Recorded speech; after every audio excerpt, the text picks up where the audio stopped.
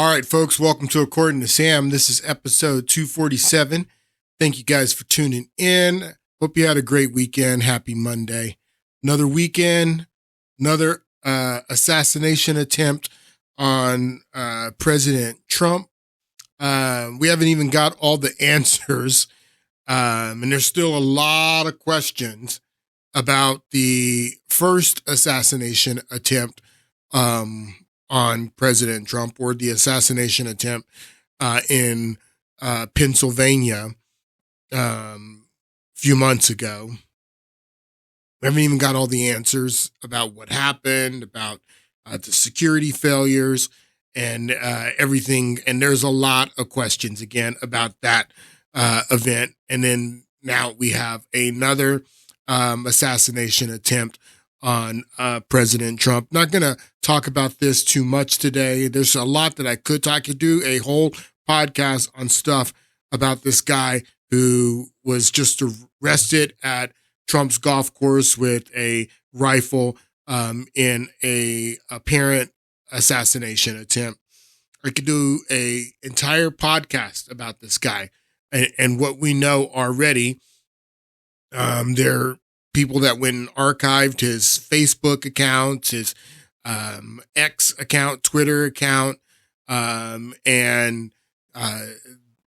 there's a lot about this guy. I'm going to continue and get back into the same podcast that we were doing in the last podcast and talk about the financial crisis in the crash in 2008, continue doing that podcast, but I could do a podcast and do the entire show talking about what we know about this guy so far. But we still don't even have all the answers, again, about what happened in Pennsylvania in the last assassination attempt. But there's going to be a lot of questions surrounding this guy, and he's still alive. That's the one thing, unless he gets the Jack Ruby treatment. I mean, this guy is still alive. He's going to be arraigned next week. So they did arrest him and capture him. This is an article I thought was very interesting. It is reporting on an article from Daily Mail. Daily Mail went and interviewed this guy's son. His name is Routh is his last name. What's his first name? Ryan Wesley Routh is this guy's name. And he was arrested in a attempted assassination of Donald Trump. This weekend, yesterday, is when this happened. And his son, who was interviewed by Daily Mail, says that his father is not a violent person. And I just thought that this was really interesting because he may not believe his father's a violent person. His father may not believe that he's a violent person at all. I mean, the guy just a little bit about what we know about him. He went to Ukraine to fight with the Ukrainian army against the evil Russians. So he sees himself as a hero. He's an avenger, that I'll even go to Ukraine and fight against the evil Russians. And the evil Trump. Of course, I'm not a violent person, but who wouldn't take on the mantle of a hero and take out Thanos? If Thanos is the villain, then of course the Avengers are going to take out Thanos. It doesn't mean the Avengers are violent. They're taking out Thanos, and Thanos is the villain. So this guy went to go and fight Putin. He tries to assassinate Trump, but his son says that his dad is not a violent person. I thought that was interesting. It reminded me a lot of this clip. This clip went viral a few weeks ago after the first, or I don't even know if that was the first, but after the Pennsylvania assassination attempt. And this guy's doing a man on the street. He interviews this woman about Trump nearly being assassinated, bullets inches from, or fractions of an inch from killing him. And I want you to listen to what this woman says. So Donald Trump was recently shot at one of his rallies. How do you feel about that? I wish he would have gotten shot in the forehead. Really? Yeah. I mean, he's basically like teaching our country like what communism is like. So you wish death upon someone?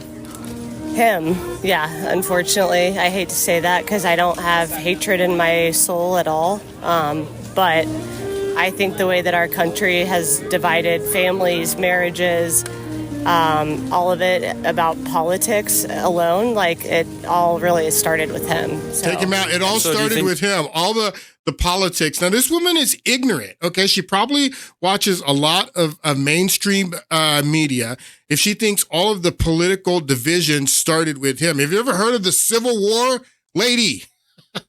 Have you ever heard of Charles Sumner being beaten within an inch of his life on the floor of the Senate well with a cane?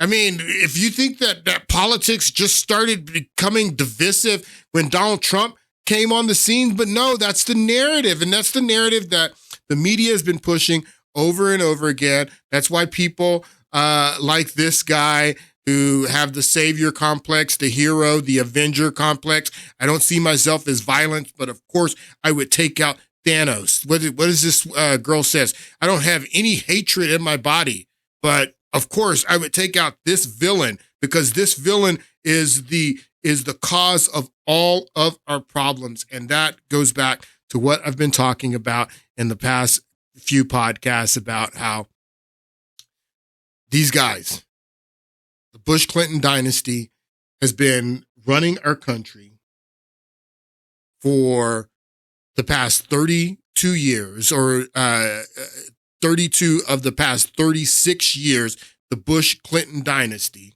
If you include George H.W. Bush, who is the patriarch, and you include the current Joe Biden administration, the Bush-Clinton dynasty represents 32 years, and they're telling you that this guy is responsible for all of your problems in his 4 years. This is the clip of, this is the only assassination attempt.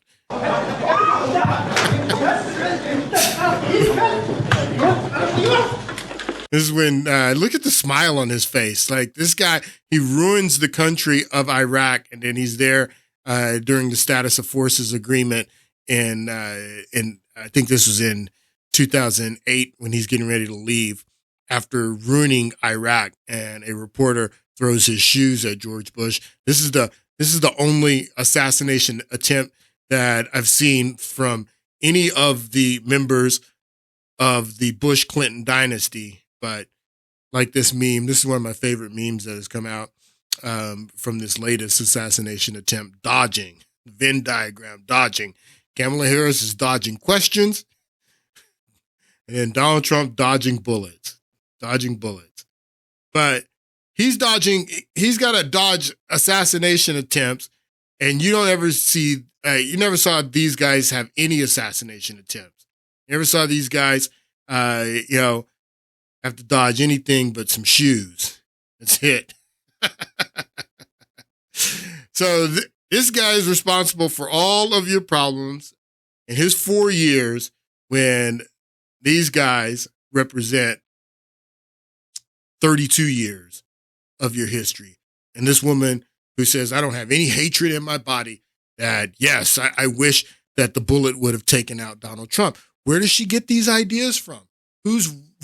What rhetoric is influencing people like this woman and this guy and the guy that took a shot at Donald Trump in Pennsylvania?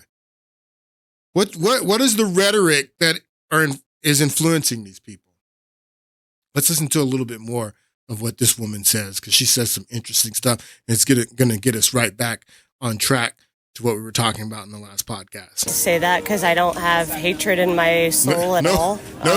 No hatred in my soul at all. I just want this guy, this grandfather, to be taken away from his grandkids. I just want this guy to be taken away from his wife and his children. I just want this guy, I don't have any hatred in my soul. I just want this guy dead because he has a different political point of view. But I don't have any hatred. I'm not a violent person, I'm just an avenger. And he's Thanos. So of course the Avengers We're going to take out Thanos. like what communism is like. So you wish death upon someone?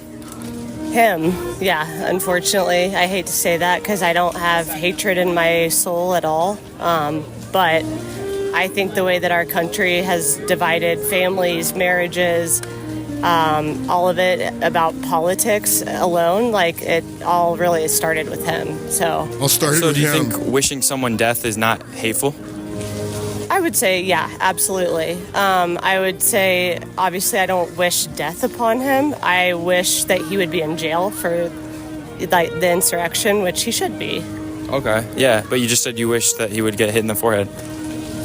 Would have made things a little easier on our country, but actually really probably wouldn't, because the Proud Boys would come out and start totally probably propagandized, shooting other people. So The Proud Boys? yeah. Do you think that like 60% of the country are the Proud Boys that support Trump? No, I think a lot of it is, wealthy people that only care about the finances, and there's a lot of ignorance, I think, in this country. There sure is a lot of ignorance. So she thinks, well, it's wealthy people who only care about the finances. It's wealthy people. Now, Kamala Harris is endorsed by Goldman Sachs. She's endorsed by Jamie Dimon, who's the CEO of JP Morgan Chase. She's endorsed by BlackRock. There's not a single Fortune 500 CEO that does not endorse this woman.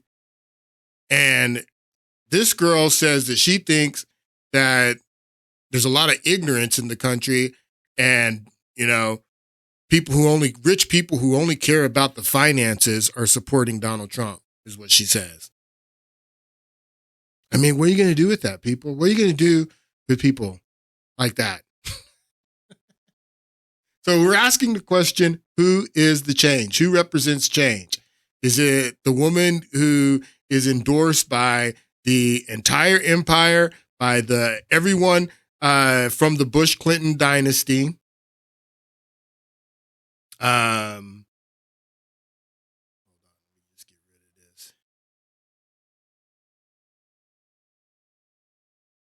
She's endorsed by Barack Obama. She's not endorsed by Bush. George W. Bush. He hadn't endorsed her, but he hadn't endorsed Trump either. And he came out with a statement that he's not going to make an endorsement in this election, which is an endorsement of Kamala Harris. He just doesn't want to come out and do it. But his vice president, Dick Cheney, has endorsed her. Dick Cheney's daughter, all of them. Bill Clinton. Bill Clinton's wife, they've all endorsed her. 200 other Republicans. Like I said, again, she's got the endorsement of Jamie Dimon of JP Morgan Chase, Goldman Sachs, BlackRock, all the Fortune 500 companies. Who represents the change? Is it the guy who has only served 4 years, just got into politics in 2016, never served and had any political office before that, a complete outsider, a businessman who has served 4 years and now is running to serve another 4 years? I don't know why he wants it. Is that guy the change, or this woman the change? And who, like the girl says, who is the candidate that is that represents big business and the financial industry and the financial the corporations and the big banks, and who is the candidate that represents all of that? Is the candidate they're endorsing, and they're all endorsing her.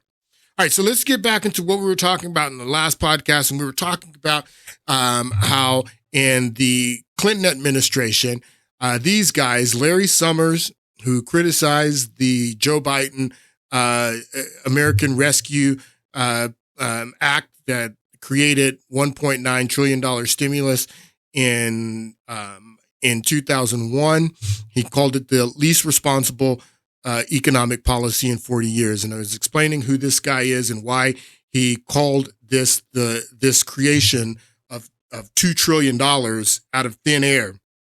why he said that it was irresponsible. And we were talking about who this guy is and what his role was in the Clinton administration in those last years of the Clinton administrations. Larry Summers was the Treasury Secretary. He became Treasury Secretary in July of 1999 when his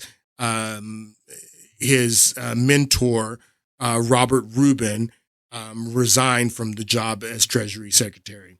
Alan Greenspan was the head of the Fed during the Clinton administration. And these guys, along with Timothy Geithner, we talked about Timothy Geithner, these four individuals deregulated Wall Street. They unchained Wall Street. They got rid of Glass-Steagall, which was banking legislation that went back to 1933 and the crash of 1929. In response of that crash, they got rid of Glass-Steagall, but they got rid of a lot of other banking regulations that had been in place going back to the crash of 1929. So Glass-Steagall was only part of it. We also talked about the document, the secret document that was retrieved through a FOIA request that was being circulated in the year 2000, at the end of the year 2000 in the Clinton administration when Larry Summers was the Treasury Secretary and then Greenspan was still the chairman of the Federal Reserve. By that time, Robert Rubin had resigned and gone to Citibank to be the chairman of Citibank. So they were circulating this document, and it was warning that the United States was going to be completely debt-free. And this was a warning that the United States was going to be completely debt-free in 12 years because we were paying off all of our debt. We were running a surplus. We were at peace. There was no war because the Cold War was over. The future was bright for the United States at this point, and it was viewed as a crisis by these bankers. And the reason why it was viewed as a crisis, like I was saying in the last podcast, is because of that sweet usury. That the usury, the interest on the debt, that was the problem. If the United States was going to be debt free, that means that there was going to be no more debt and no more interest on the debt. So they had to do something. In this clip we listened to in the last podcast, the woman who was part of the Clinton administration, who's interviewed here, says that we felt it was something that we need to address and we had to address it somehow. She doesn't say what they did, but if you know what happened, if you know how we got here to $35 trillion in debt now, then you know what they did. If you know the story about where this 35 trillion, when this document, the document Life After Debt, was predicting that the United States was going to be completely debt-free in 12 years, the national debt was $4 trillion. $2 trillion in debt and $2 trillion was the Social Security obligation. So $4 trillion, $2 trillion is what it was. $4 trillion is what the national debt was.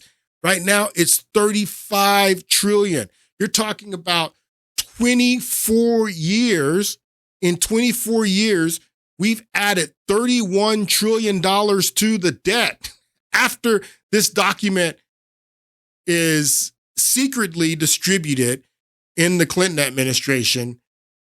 In those last months of the Clinton administration, we've gone from $4 trillion to $35 trillion. All right?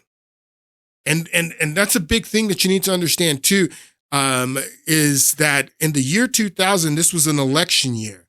So this document is being secretly shared in the Clinton administration and in the Clinton Federal Reserve. So you know that Alan Greenspan is reading this document as well, warning that the United States is going to be debt-free. It was being shared amongst this group secretly that we don't get this document through a FOIA request for another decade. By that time, national debt was close to $20 trillion already. So But the point that I wanted to make is that this was an election year. This document should not have been a secret document. This should have been part of the campaign that year. This should have been part of the discussion, because I'm going to tell you here in a moment what the discussion was in that campaign, what the big economic debate between Bush and Gore was in that election. But this shouldn't have been secret. This should have been part of the campaign. This should have been something. If Larry Summers and Alan Greenspan and these guys thought that this was a big threat and this was a big crisis, then the American people should have made that decision. This should have been something that we should have all decided on. Is it a good thing that we're going to be debt free, or do we want to run up our debt? But no, they kept it secret and they ran up our debt. So we were talking about all of that in the last podcast, and then we started talking about how these guys set up the financial crisis. We talked about TARP after the crash, that it created allowed, even says right here, TARP allowed the United States Treasury, who was under Hank Paulson from Goldman Sachs at that time, to use $700 billion and to purchase these troubled assets. And we talked about the fact that there were two classifications of troubled assets, A and B. A was the residential and commercial real estate, which, as I said in the last podcast, they still had value. Even though the mortgages were underwater, this real estate still had value. So even if the person who had the mortgage couldn't afford the mortgage anymore, then the bank would take the property and could still sell the property because the property still had value. But it was B. It was the financial instruments that also allowed the Treasury Secretary, Hank Paulson of Goldman Sachs, and Ben Bernanke of the Federal Reserve at this time, along with consultation from Congress, to purchase these financial instruments. And they read any other financial instruments that the Secretary, with consultation from the Fed chair and Congress, thought that they needed to purchase to stabilize the economy, any other financial instruments. And we went into one financial instrument in the last podcast, the most important financial instrument, because this is the derivatives are the instrument that really took down the economy. But there were other financial instruments, securities, other types of securities like this one right here. It says right here that in short, allows Treasury to purchase liquid, difficult to value assets from banks, other financial institution. The targeted asset can be, it says can be in this Wikipedia page, but and it's funny that it doesn't say anything about the derivatives, but CDOs, collateralized debt obligations. And it's a type of security. Collateralized, we're going to talk a little bit more about that here in a moment, but collateralized debt obligations is a structured asset-backed security. So the derivatives are one financial instrument, and then securities are another, and then the collateralized debt obligation is a type of securities, and then they're either other types of collateralized debt obligations, like synthesized CDOs and other. There were a bunch of different instruments, but the important one you need to know about is the derivatives, which we're going to talk more about probably in the next podcast. We're going to talk more about them, but I want to get into these securities a little bit, the mortgage-backed security and the CDO. Before we get into that, I want you to listen to a little bit of this video. This is from the PBS Frontline documentary, Inside the Meltdown.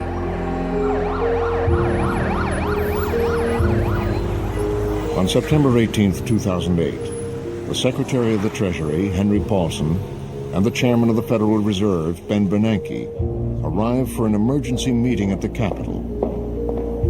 On Thursday, late afternoon, they go to Nancy Pelosi's office. Hey, whose office did they go to? A meeting of the senior... Hold on. He says they go to whose office? Nancy Pelosi's office, okay?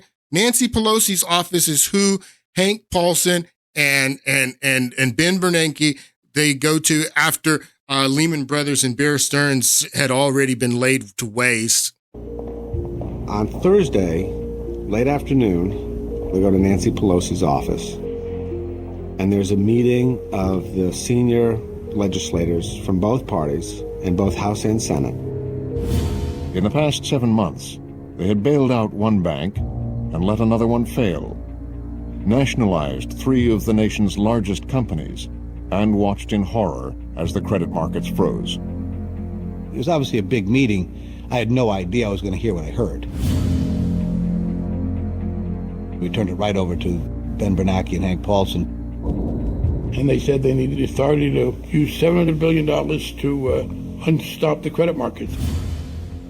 And sitting in that room with Hank Paulson saying to us in a very measured tones, no hyperbole, no excessive adjectives, that unless you act, the financial system of this country and the world will melt down in a matter of days. Unless you act, it sounds like extortion. Unless you give us $700 billion, the entire world economy is going to crash. And they were in Nancy Pelosi's office. I think that's interesting because in the clip that I played from her, from the Bill Maher show a few weeks ago, if you don't remember, she was on the Bill Maher show promoting her book, I guess just 2 weeks ago. And this is what is said in the beginning of the interview. On my scorecard, you got the big ones right. And the big ones are Iraq. You were against going in. The financial crisis in 2008. You bailed out the banks, even though that was very unpopular at the time. And then getting health care done, when a lot of people wanted to throw that under the bus when it got tough, and you kind of willed it into law. Those are the 3 big ones, right?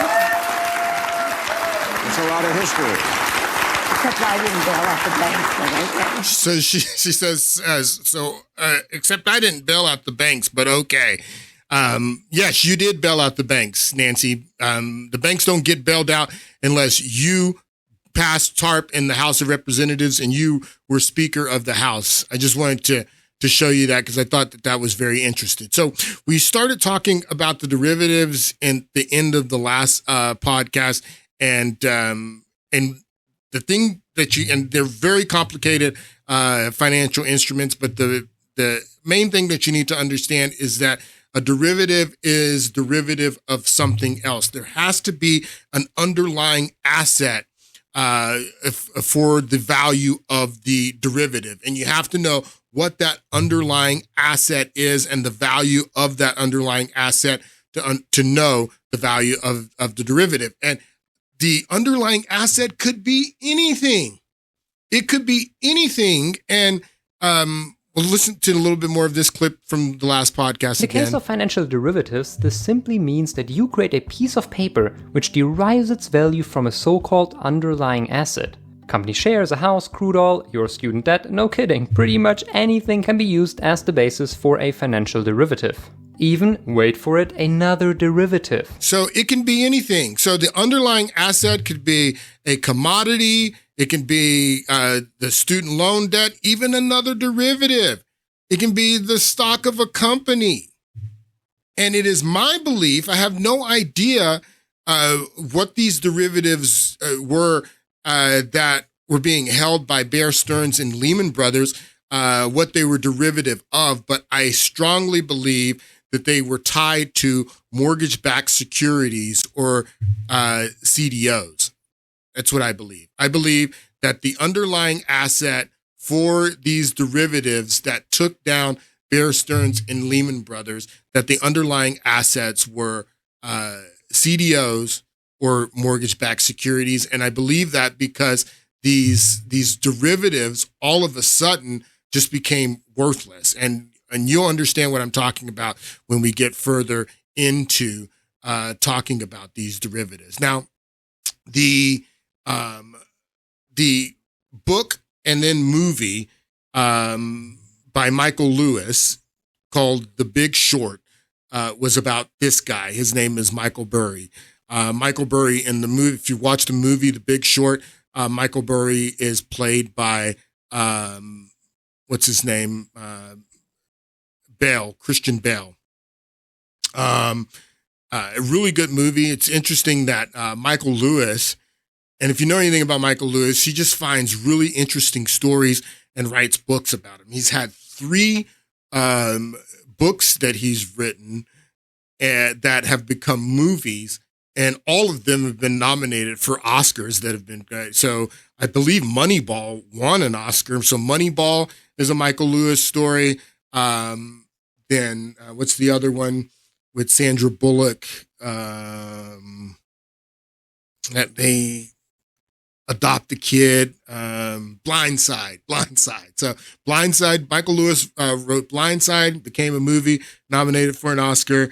He wrote Moneyball, became a movie and nominated for an Oscar. And he wrote The Big Short, which became a movie and was nominated for an Oscar. Now, The Big Short is all about the housing crash, but it's more about these credit default swaps that this guy, Michael Burry, had created so he could short the housing market when he realized that the housing market was going to crash. There were other people who realized it too, but Michael Burry was the first, and Michael Lewis writes his story about him. So this is a clip from the movie Big Short. I don't know if YouTube is going to allow me to play it. It may block this portion of the podcast out from YouTube. If it does, I recommend going to Rumble or to my Substack and watching it where this won't be edited out. But this is a clip from The Big Short that explains these mortgage-backed securities a little bit more. Mortgage-backed securities are filled with extremely risky subprime adjustable rate loans, and when the majority of the adjustable rates kick in 07, they will begin to fail. And if they fail above 15%, the whole bond is worthless. Michael, just take a beat. We'll talk about this later. Lawrence, please don't patronize me. Mortgage-backed securities, subprime loans, tranches. It's pretty confusing, right? Does it make you feel bored or stupid? Well, it's supposed to. Wall Street loves to use confusing terms to make you think only they can do what they do. Or even better, for you just to leave them the fuck alone. That's what they want. Here's Margot Robbie in a bubble bath to explain. Basically, Louis Ranieri's mortgage bonds were amazingly profitable for the big banks. They made billions and billions on their 2% fee they got for selling each of these bonds. But then they started running out of mortgages to put in them. After all, there are only so many homes and so many people with good enough jobs to buy them, right? So the banks started filling these bonds with riskier and riskier mortgages. So understand what Margaret Robbie is saying here. So mortgage-backed securities have been around for a long time, for decades, and people have been investing in them, and they've been a secure investment because the people that get into homes to pay their mortgages are usually responsible people. They're usually vetted at the ground level by the local bank, whoever is writing the mortgage on the local level is vetting this borrower, making sure that they have the income, making sure that they're responsible enough to pay the mortgage back, that they have the credit history, that all the stuff at the ground level that you're supposed to make sure that this person is a good buyer and a responsible borrower, that we're going to loan him the money. So that's the way it was for decades. So it was a really safe investment to invest in these mortgage-backed securities. And if you don't know, mortgage-backed securities are bonds that are just loaded. I have another clip from The Big Short here that's going to explain exactly what the mortgage-backed securities are, but they're thousands of different mortgages that are lumped together to create one bond, one security. And so like Margaret Robbie says here in The Big Short clip, that these guys were betting on these loans, but there were only so many loans because there were so many people that were in a financial position to qualify for a loan. So out of nowhere, they just started adding really risky borrowers into these securities, where out of nowhere, a bunch of risky borrowers just came out of nowhere. Where all these risky borrowers just out of nowhere just come so they can start loading these risky borrowers into these securities. Out of nowhere, just all of these risky borrowers just came out of nowhere. How did that happen? I'm going to explain to you how that happened. Listen to a little bit more. And billions on their 2% fee they got for selling each of these bonds.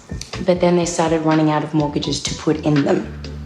After all, there are only so many homes and so many people with good enough jobs to buy them, right? So the banks started filling these bonds with riskier and riskier mortgages. Where did these riskier and riskier mortgages come from that the banks start filling these bonds with, is the question. Riskier and riskier mortgages. Thank you, Banjo. That way, they can keep that profit machine churning, right? By the way, these risky mortgages are called subprime. So whenever you hear subprime, think shit. Our friend Michael Burry found out that these mortgage bonds that were supposedly 65% AAA were actually just mostly full of shit. So now he's going to short the bonds, which means to bet against. Got it? Okay. Now fuck off. It's only a matter of time before someone else sees this investment. We have to act now. How do you know the bonds are worthless? Aren't they filled with fucking thousands of Pages of mortgages? I read them. I've read them. Listen to this. Listen to this. I think that's a very important part because, like I was just telling you, these securities had thousands upon thousands of pages of mortgages, thousands of mortgages that are lumped together.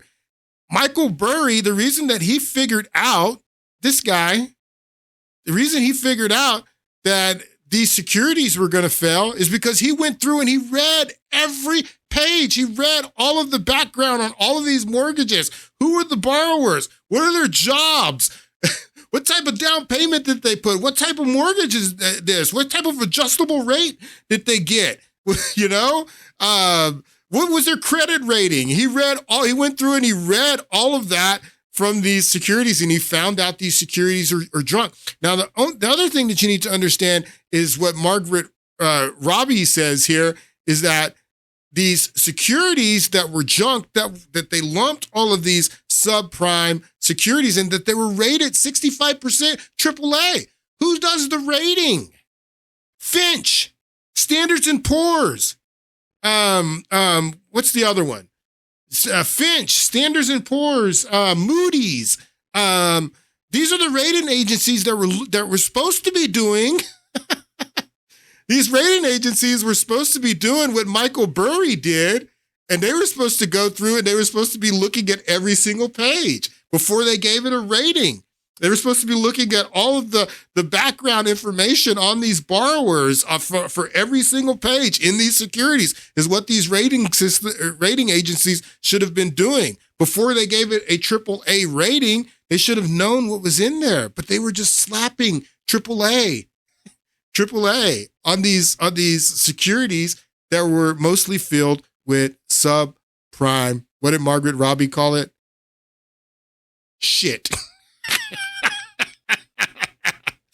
So, and they were just slapping AAA on it. I mean, it's fraud. We're going to talk about the rating agencies too and the outright fraud. We have a lot to still. I mean, we're still just scratching the surface here. Listen to a little bit more of this clip. Before someone else sees this investment, we have to act now. How do you know the bonds are worthless? Aren't they filled with fucking thousands of Pages of mortgages? I read them. You read them? Yes. No one reads them. Only the lawyers who put them together read them. I don't think that they even know what they've made. The housing market is propped up on these bad loans. It's a time bomb, and I want to short it. Through what instrument, Michael? So he creates the credit default swap. They create the credit default swap just so he can short the housing market because he realized what was going on. All right. This is another clip from the Big Short. It goes into a little bit more explaining what these securities, these mortgage-backed securities are. And then he goes into a little bit of the CDOs. We'll listen to that. God damn it. Sorry. This is your basic mortgage bond. So you see this B.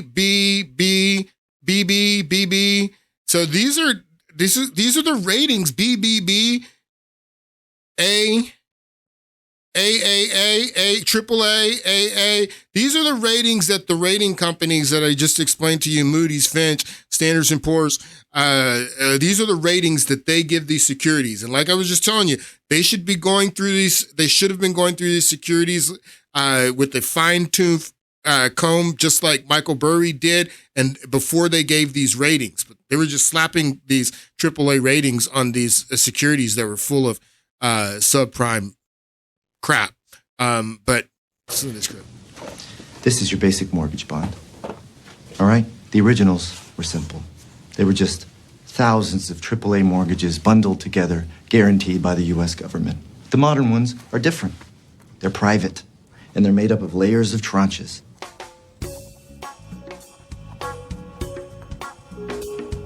The highest level AAAs getting paid first, the lowest rated Bs getting paid last, taking on defaults first. Now, obviously, if you're buying Bs, you can make more money, but they're a little risky. Sometimes they fail. Chris? Somewhere along the line, these Bs and double Bs went... Somewhere along the line. Somewhere along the line. What is he talking about? Where did all these subprime mortgages come from? Where, out of nowhere, somewhere along the line, how did all these subprime borrowers just come out of nowhere somewhere along the line so these people can just start adding them into these securities? Where and when along the line did these subprime borrowers come from out of nowhere? Just spring up out of nowhere somewhere along the line that we just got a abundance of subprime mortgages. Where'd they come from? That's the question. Chris? Somewhere along the line, these Bs and double Bs went from a little risky to dog shit. Where's the trash? Behind you. I'm talking rock bottom FICO scores. No income verification. Adjustable rates, dog shit. The default rates are already up from 1 to 4. Listen to that. Listen to what he's saying. Low FICO scores. Low employment history. All of these standards being lower. Somewhere along the line, these Bs became dog shit, is what he says. That somewhere along the line that this just happened. How did this happen? How did this happen that these standards were lowered, that they started lending to people that didn't have the credit, that didn't have the employment history, that didn't have the money with these adjustable rates? How did that just happen? That's the question I want you to focus on, because I'm going to answer that question for you. The default rates are already up from 1 to 4%, fellas. And if they rise to 8%, and they will, a lot of these triple Bs are going to 0 too. And that, you're too close, is an opportunity. Okay, you're saying that at 8% the bonds fail and we are already at 4%? That's right. If they go to 8, it's Armageddon. Yeah, that's right. How come nobody's talking about this? You're completely sure of the math. All right, let's go to this part where he talks about the CBOs. I don't have time to listen to all that. Okay. Fire insurance on it. How can these underlying bonds be as bad as you say? It wouldn't be legal. Nobody knows. How could these underlying bonds be as bad as you say because it wouldn't be legal? He says nobody knows what's in them. Fitch, Moody's, Standard & Poor's, they're supposed to know what's in them. That's their job, is to rate them. They should know what's in them. Why don't they know what's in them? These underlying bonds be as bad as you say. It wouldn't be legal. Nobody knows what's in them. Nobody knows what's in the bonds. I've seen some that are 65% AAA rated, that I know for a fact are filled with 95% subprime shit with FICOs below 550. Get the fuck out of here. You want me to really blow your mind? When the market deems a bond too risky to buy, what do you think we do with it? Take a guess. I don't know. You tell me. All right. You think we just warehouse it on the books? No. We just repackage it with a bunch of other shit that didn't sell and put it into a CDO. A CDO? Yes, a CDO. What is that? This is where we take a bunch of Bs, double Bs, and triple Bs that haven't sold, and we put them in a pile. And when the pile gets large enough, the whole thing is suddenly considered diversified. And then the whores at the rating agency give it a 92, 93% AAA rating. No questions asked. The whores at the ratings agencies give it a 90 after these. So let me just read you a little bit about these collateral debt obligations on this Wikipedia page. A collateralized debt obligation is a type of structured asset-backed security originally developed as instruments for the corporate debt markets. After 2002, CDOs became vehicles for refinancing mortgage-backed securities. So this is an important sentence right here, originally developed as instruments for the corporate debt markets. And it should be a but here. But after 2002, CDOs became vehicles for refinancing mortgage-backed securities. This is a very important number here because this is the year that all of a sudden, 2002 is the year. 2002, pay attention. 2002 is the year when all of a sudden, all of these subprime mortgages came on the market. All of these subprime borrowers came out of nowhere in 2002. And in 2002 is when these CDOs started being used for mortgage-backed securities.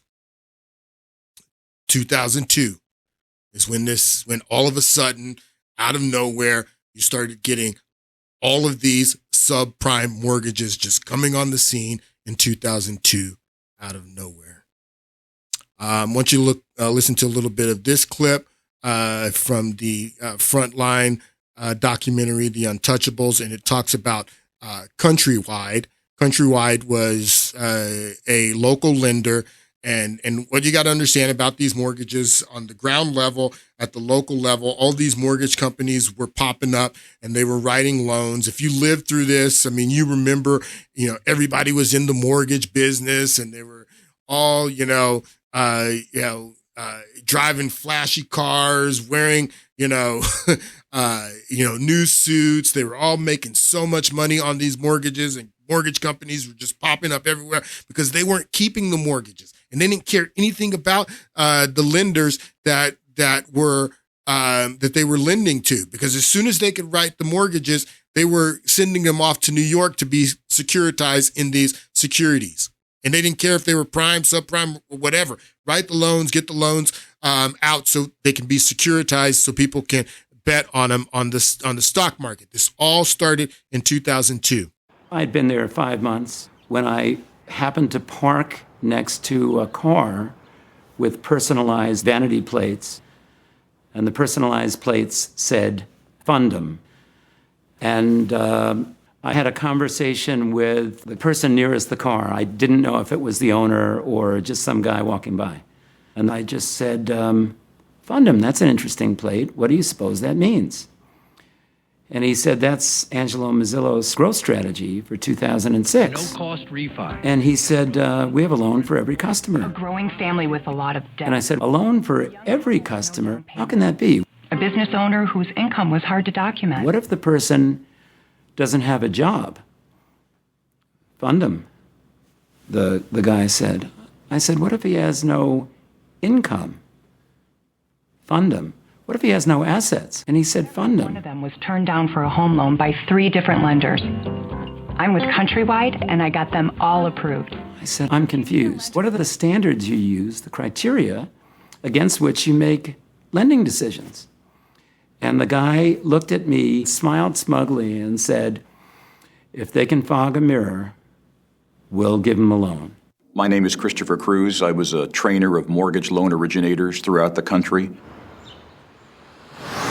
There was a Plano, Texas office in Countrywide, and people would sidle up to me saying, you wouldn't believe what's happening around here. You wouldn't believe the loans I've been getting approved here. They were just flabbergasted at what was going through the pipeline. These are still on the books. Did you know that? Christopher Cruz describes an industry driven to loosen its standards by demand from New York. You got the sense that Wall Street was in control of underwriting standards. No, Wall Street was not in control, and it wasn't coming from New York.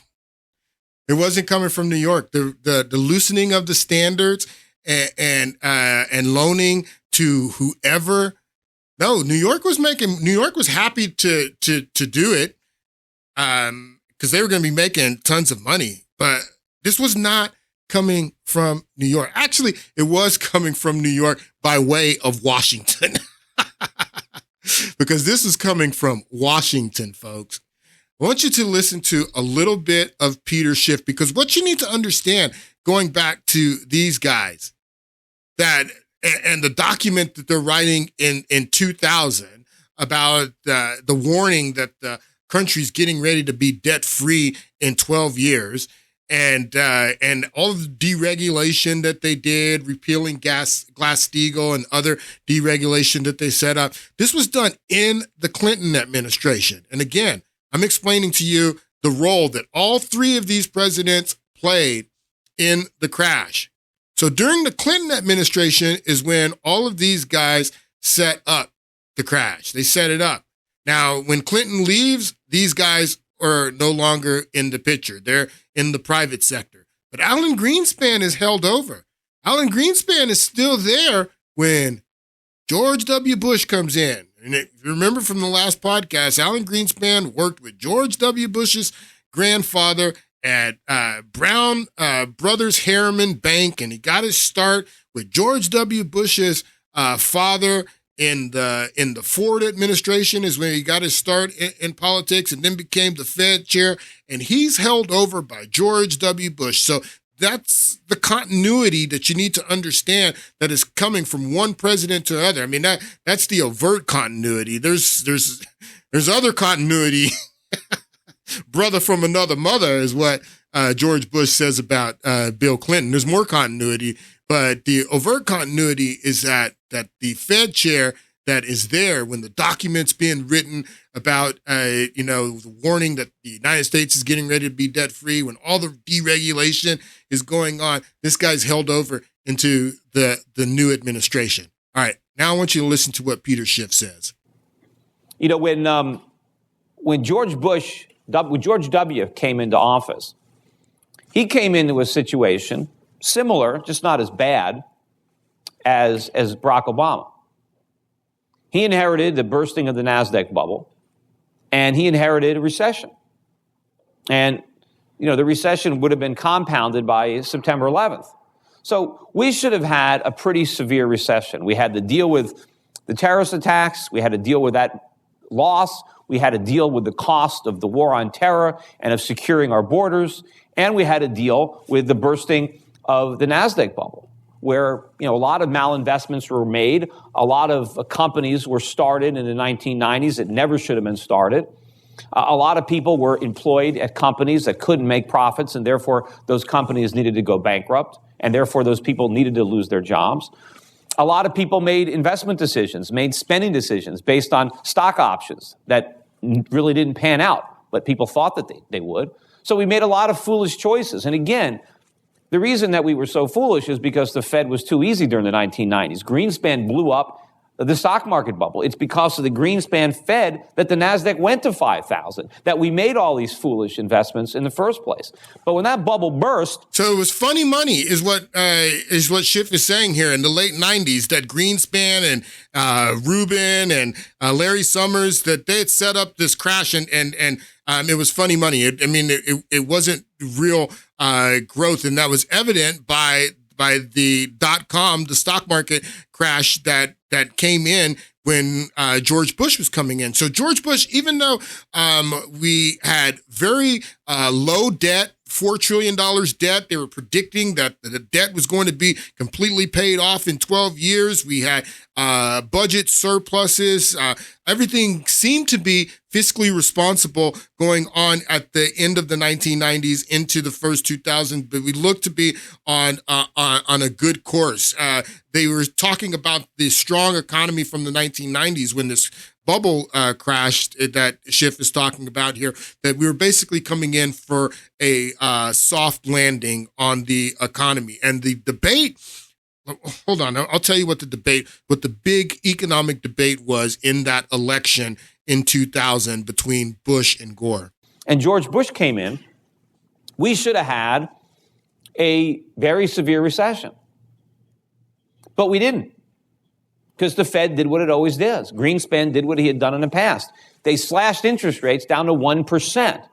Now they're 0, but they went down to 1. And what did Bush do? Stimulus, right? He cut spending. He increased government spending and cut taxes. Increase government spending and cut taxes. What's the problem, people? Life after debt.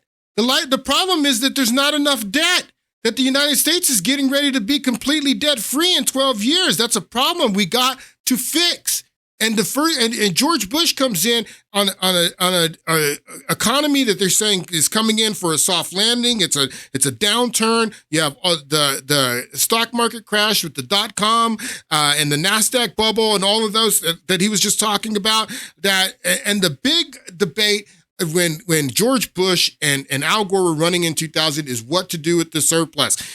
And George Bush was saying over and over again that the surplus is the people's money, that I'm going to do a huge tax cut and return this surplus to the people. And Al Gore was saying, no, I'll do a targeted tax cut, but I'm not going to mess up this economy. And we need to, hold some money for bad times because we're getting ready to go into some bad times that a recession's looming. So the very first thing after Bush is sworn in, the very first thing he does is tax cuts. And so 9/11 doesn't happen until September in his first year. So they had already done a major round of tax cuts. Now, when September 11 happens and we're attacked and it looks like we're getting ready to go to war, we're going to go to Afghanistan, they start making the case to go to Iraq. The head of the Senate at that time and many Democrat members of the Senate said, look, we should rethink these tax cuts. We've never cut taxes in wartime and we're getting ready to go to war. We were just attacked. We should rethink these tax cuts and we shouldn't rescind these tax cuts. But George Bush was like, no, we're going to keep the tax cuts. I'm going to talk more about George Bush's first Treasury Secretary because Hank Paulson wasn't George Bush's first Treasury Secretary.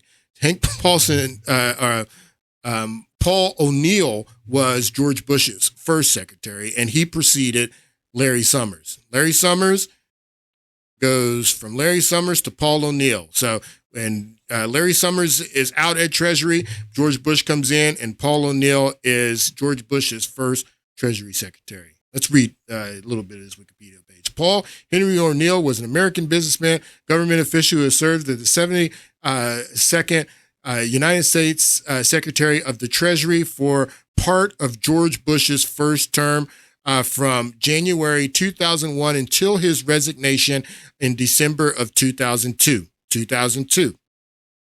Prior to his term as secretary, O'Neill was chairman and CEO of industrial giant Alcoa and the chairman of the Rand Corporation.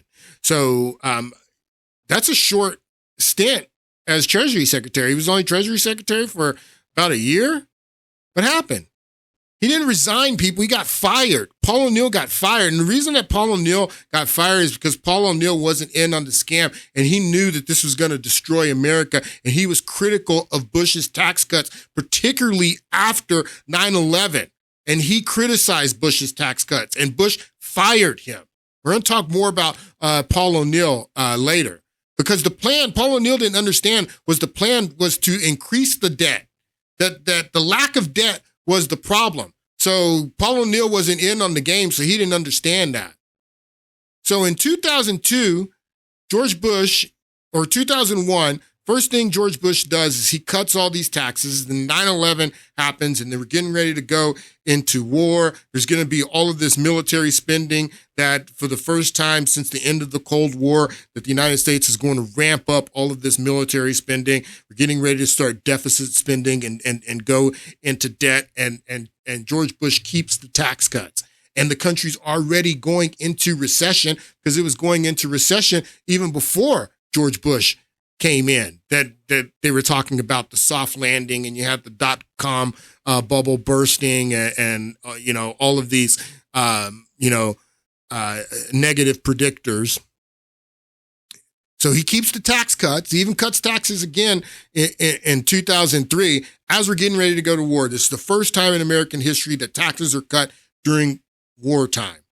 But George Bush still has to account and show that there's a good economy. There has to be GDP growth coming from somewhere. Where is the GDP growth going to come from?